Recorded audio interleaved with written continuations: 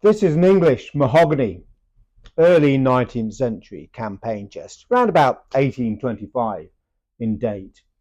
And it's a very unusual campaign chest. It's very interesting in the history of campaign chests and its development.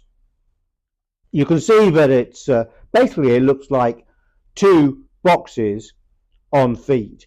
Those feet are actually fixed in now. Originally they would have been removable. So when packed down, you'd basically just have two very linear boxes, very easy to pack onto a truck. But what's interesting about this is that it's moved on from the domestic chest, what we would call transitional chests, where they started having very reduced mouldings overhanging. They realised they didn't want too many overhanging edges because they get broken off. So we've become far more linear. We've lost a lot of the decoration that you'd expect on a domestic chest. We haven't lost all of it. We've got a couple of lines cut in here as a moulding just by decoration, and in here just to lift it, but it's very, very subtle. And what's interesting about it is it's not brass bound yet. This chest hasn't arrived at that stage, but it does have these boards to protect the drawers, to hold them in. Probably at this stage, an ordinary campaign chest or transitional campaign chest would have been lashed with a canvas rather than have a packing case. We're not 100% sure on that, but from what we know, that's very good guesswork.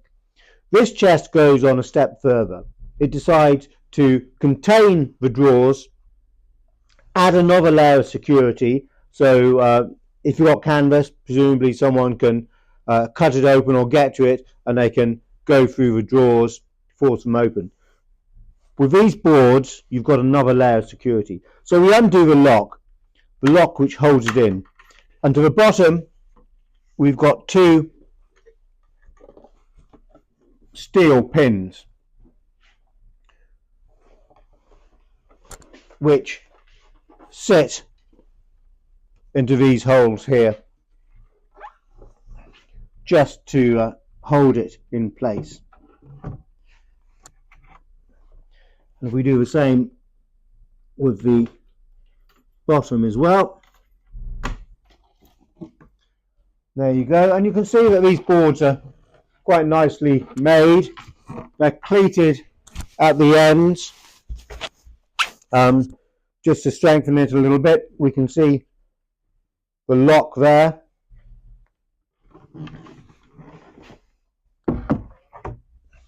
And on the inside we've got some very nice drawers. So the whole chest, apart from the back, is made of mahogany. The sides are mahogany, go all the way around 360. We can see the pine backboards, and it's a very smart looking chest, even though it's so restrained in its decoration. It's in two parts, so let's just show you. And you've got four lugs just to hold it in place, one in each corner. The drawers are also lined in mahogany, which is a nice touch. You know, you might expect them to be in oak or in ash, so that's a nice touch as well. But I mean, I love this chest. I love it because of its small size. It's 32.5 inches. Most campaign chests, especially later ones, tend to be 39 inches. So quite a bit smaller in size. The proportions are wonderful. The fact that it's so linear really appeals to me, and it's got these great handles. But these handles have got a wonderful subtle detail to them, which I'm going to come off the tripod and come in a little bit closer to show you. because it's very easy to miss.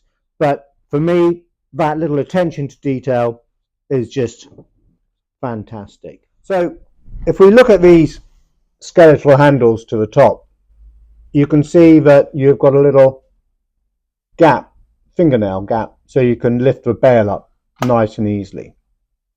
And that's in the right place because you're stood up and you want to get your fingers in.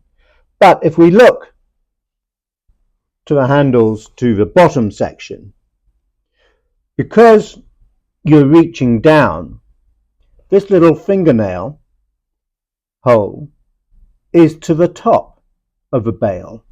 So you don't have to reach under, you can get it from the top.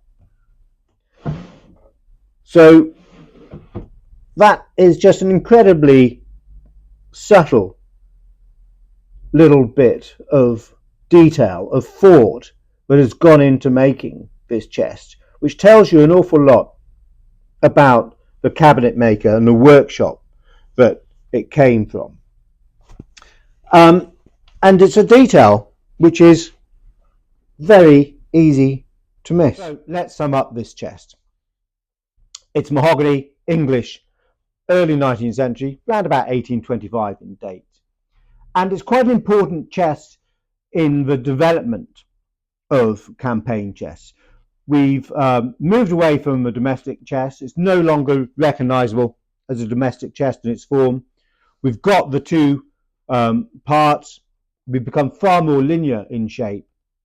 But to protect the drawers, we've got the addition of these boards, which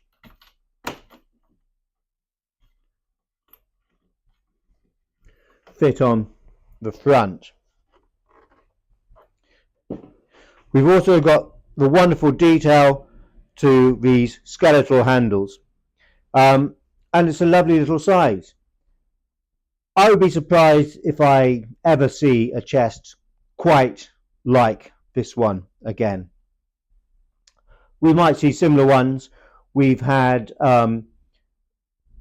campaign chests with packing board fronts before, which have been 1830s, but they typically have been brass or tin bound, and they've had an oak carcass and